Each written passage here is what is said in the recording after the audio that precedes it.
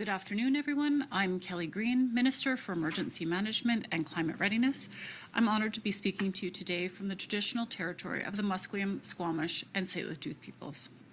I'm joined by Lana Popham, Minister of Agriculture and Food, and Connie Chapman from the Ministry of Water, Land and Resource Stewardship, as well as technical experts from the Ministries of Emergency Management and Climate Readiness, Transportation and Transit, and Agriculture and Food. As of this afternoon, there's approximately 100 properties under evacuation order and 1,200 properties under evacuation alert. This remains a dynamic and evolving situation, and the risks are real. As forecast, the South Coast received heavy precipitation overnight and into this morning. EMCR and partner ministries are supporting local governments to assess vulnerable areas. Environment and Climate Change Canada has issued several rainfall warnings for the Lower Mainland and across the region, and we're seeing increased flood and landslide risk in the North Shore area. There are recent reports of a rock slide along Highway 20, and we'll update as soon as we have more information. The ground is saturated in many areas. The rivers are full. Additional rainfall is going to increase the potential for more flooding and landslides. Folks should avoid riverbanks and waterways. The water is very high and the banks may not be stable. I urge everyone in affected areas to continue to follow the directions of local authorities, stay informed, and be prepared to act if the conditions change. Over the weekend, the province deployed over 30,000 sandbags, as well as provincial staff to communities in need, and provided sandbag machines when necessary. The province has additional flood control assets available, such as sandbags and tiger dams, and we are ready to provide further supports as needed. The best way for people to access sandbags is to connect with their local government or First Nation. I'd like to speak directly to people who are on evacuation order throughout these storm events. Being evacuated from your home is an incredibly difficult experience. The waiting, the wondering if you're able to return home and what part of your home is going to be impacted, that's some of the hardest parts. I want to thank you for taking these orders seriously. The province, along with emergency responders, local governments, we are doing everything we can to help keep people safe, to keep farms safe, communities safe, and we're supporting evacuees with emergency supports for those essential needs. We know that there are still long days and nights ahead, and it's essential that we all continue to work together and do what's necessary to prepare for all eventualities. I encourage people to take the steps now, if you haven't already, to be prepared. That includes having a household emergency kit with the essentials should you need to stay home or if there is a power outage. I'm also asking people to have a grab-and-go bag ready. It's a smaller version of an emergency kit that you can take with you if you're asked to evacuate. Please continue to check with your local government or First Nation to make sure that you're getting up-to-date information on their website or social media on local flood response. Evacuation order information, evacuation alert information, and the recommended actions to take in each circumstance is available on emergencyinfobc.ca. I also want to recognize the farmers who have been working tirelessly over the last many days, not only to care for their own animals, but also to help their neighbors. Your efforts reflect the strength and compassion of the Fraser Valley and the province as a whole. I also want to take a moment to recognize police, fire departments, public works crews, search and rescue crews, hydro crews, volunteers, and all emergency responders who have been working very long hours over the last week to help keep people safe. This is demanding work, and it means everything to the people who are affected. I'll now pass it over to Minister Popham.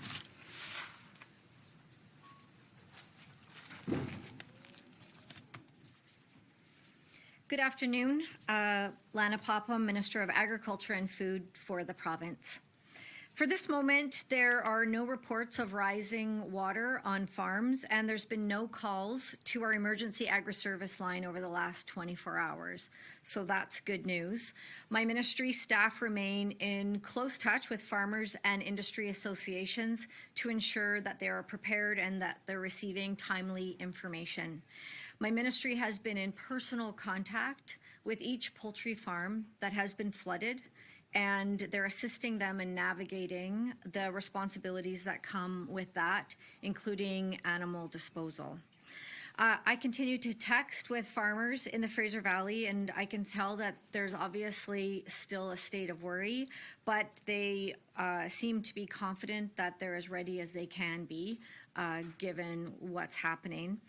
The advisories, or the flood watch, is up in the Pemberton area. I've reached out to a farmer up in the Pemberton area who farms quite close to the river up there. And they mentioned to me that it was pretty soggy, but the river levels, although they're high, they're not setting off alarm bells for them at this moment. She also threw in that it may not be the perfect moment for a farm tour, but it seems like it's a pretty good day for ducks on her farm. There's work that's being done to ensure that livestock can be relocated if more flooding occurs over the next 12 hours. I mentioned previously that we do have one hog farm that currently is basically cut off from receiving supplies, and feed is a big concern there. Not sure if we're able to get a feed truck in. They have about 1 day's worth of food left. So we're working with that farm and looking at possibly delivering food by helicopter if that's needed, which is something that happened also in 2021. It's a great example of partnerships that happen in the time of need, and we will continue to do this work just to avoid any animal welfare issues. I met with the Federal Minister of Agriculture this morning, who obviously is very concerned about what's happening there, and I made sure that we asked for more support. Minister Heath MacDonald and I had a meeting of the minds and agreed that more needs to be done. We need to make sure that the federal government's at the table when we're requesting funding to try and find solutions for this situation into the future. Mayor Siemens of Abbotsford, of course, made it very clear that he needs the federal government to be at the table, and I support his call for stronger action on that from Ottawa. In terms of our Animal and Plant Health Centre, I've told you that it's closed until at least the end of January. We're not out of the woods yet, as there's forecasting rain over the next day, but we're taking every measure that we can to protect that centre. Over 2,000 sandbags have been put in place, and the facility is running on generators currently, but it's a really critical piece of infrastructure for us at this time of year. We obviously are still dealing with avian influenza. Those samples are now being shipped out to other provinces, but it's also a hunting season, and we do a lot of testing for chronic waste disease, which is a disease that affects our ungulates, so deer, elk, moose, and caribou. And we just shipped 1,200 samples for chronic waste disease off to Ontario today. So again, it's the process is in place, but we're unable to do that testing right now. Our Chief Veterinarian's office remains available to support any welfare concerns, so that hasn't changed. And just another reminder that for farmers, if they feel that they're in trouble and need some assistance, 1-888-221-7741 is the number to call. Thank you. Everyone take care, and I'm passing it over to Connie Chapman.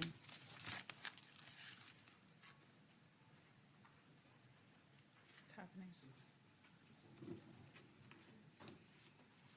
Since past. Peak flows in streams are occurring and will continue to occur over the next couple hours before starting to recede. A flood warning does remain on the Sumas and Chilliwack River, though the Nooksack River is not expected to overtop its banks, and we will continue to see the Sumas River ease the flood levels and drain out. A flood warning also remains for the North Shore Mountains, where many of the streams are just starting to peak and then will start to recede. The Seymour River watershed saw a punch from the system with a significant increase in flows. Vancouver Island and South Coast are also starting to see the systems peak, and then also we'll start to see these water levels decrease. We are anticipating localized rain tomorrow at lower elevations, specifically for Hope, Chilliwack, and Abbotsford area. Though with this being said, the freezing level is going to start to drop, and the precipitation at higher elevations is likely to fall as snow. For the remainder of the week, we can expect ongoing unsettled weather, but cooler temperatures means that more snowfall will happen at the higher elevations versus rain. And that is all I have. Thank you. Thank you. And we'll open it up for questions in the room. We'll now go to questions. Please press star 1 to enter the queue. And we have one question in the room, which we will start with. Please state your name and your outlet. You'll have one question and one follow-up. Go ahead. Thank you very much. Chuck Chang, Canadian Press. This question is primarily for Minister Popham. I was wondering, I know, Minister, you have mentioned before that you were not comfortable releasing the number of chickens that were affected in this flooding event, but are you able to tell us more precisely what the number of farms that might have been affected, flooded, went underwater during this event? Thank you. Thank you for the question. Yes, so we have about 6 farms that have been affected and have been flooded in the poultry industry, and our ministry has been in contact with them as they try and sort out the next steps. Do you have a follow-up? Yes, thank you. Minister, and this might be for Minister Green or anybody else in the room. I'm not quite sure. There has been UBC experts that have mentioned that considering the cost of the recovery of the farms and all the costs necessary to put in some of the flood mitigation, that it may be a good idea to go into a managed retreat, quote unquote, of the Sumas Prairies area, considering its propensity to flood in events like this. Is the province looking at that in any way? What's your thoughts on potentially buying out properties and potentially moving out of some of these neighborhoods that flood easily, more permanent basis rather than flood mitigation? Thank you.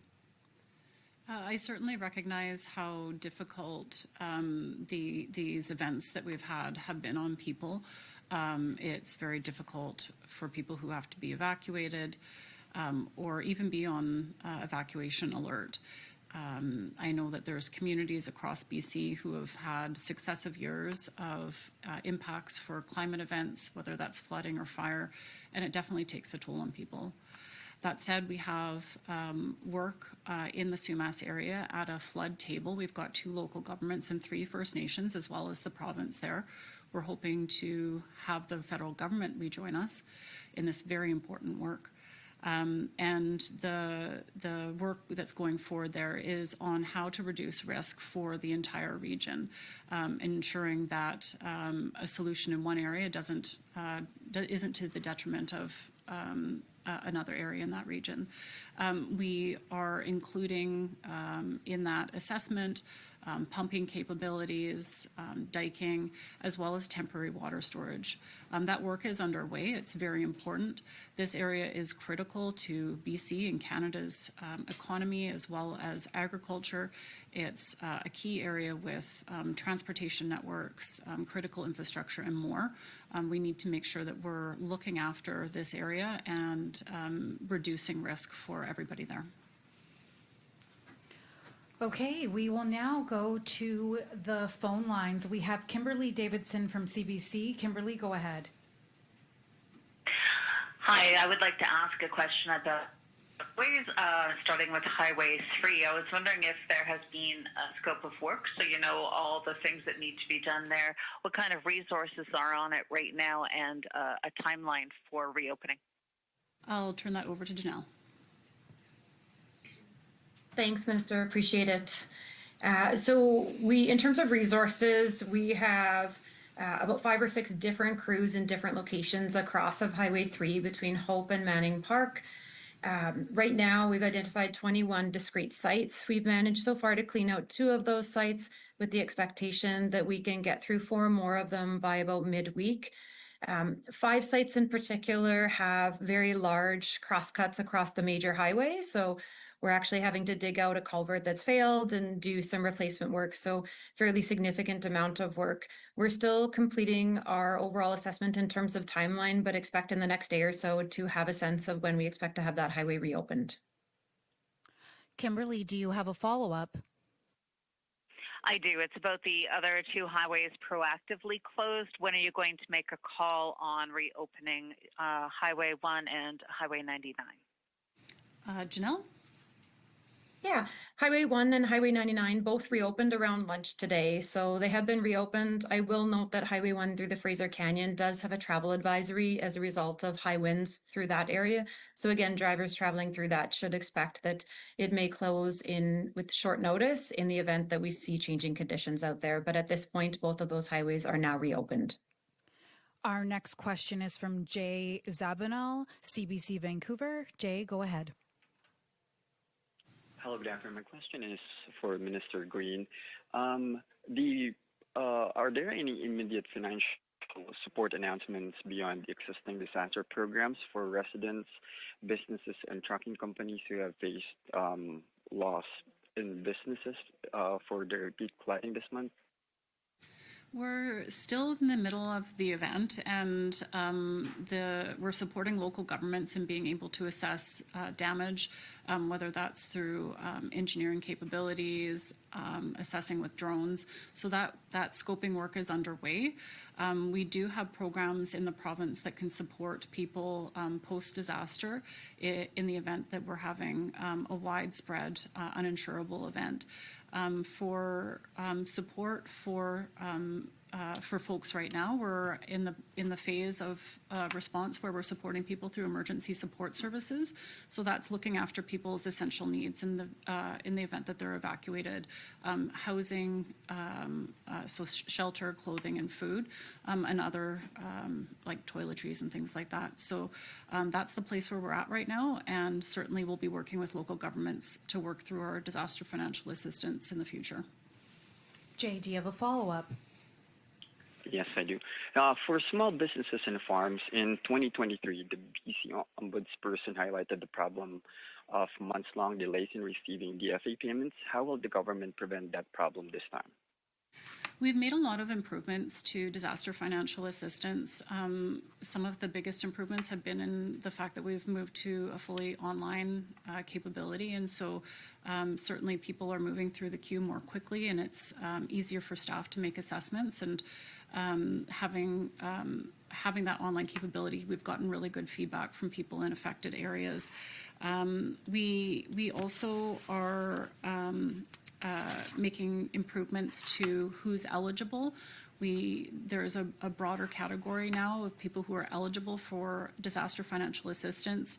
Making sure that we're expanding that eligibility is important for access to the program. And we also increase the maximum disaster financial assistance limit. Combined, I think all of these improvements really address some of the concerns of the program previously.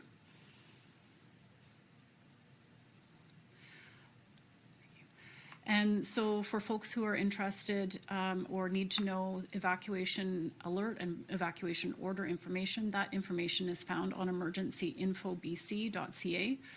I really recommend, with all of the impacts to travel routes, that people make sure that their vehicle is fully charged or have a full tank of gas, and that you've got supplies on hand in case you're unexpectedly stopped. And visit drivebc.ca before you undertake your trip. Please be prepared. Being prepared is an important aspect of being safe in an emergency. All times of the year, preparedbc.ca has excellent guides on how to keep you and your household safe in the event of an emergency. Take care and stay safe. And that concludes today's event. Thank you very much, everyone.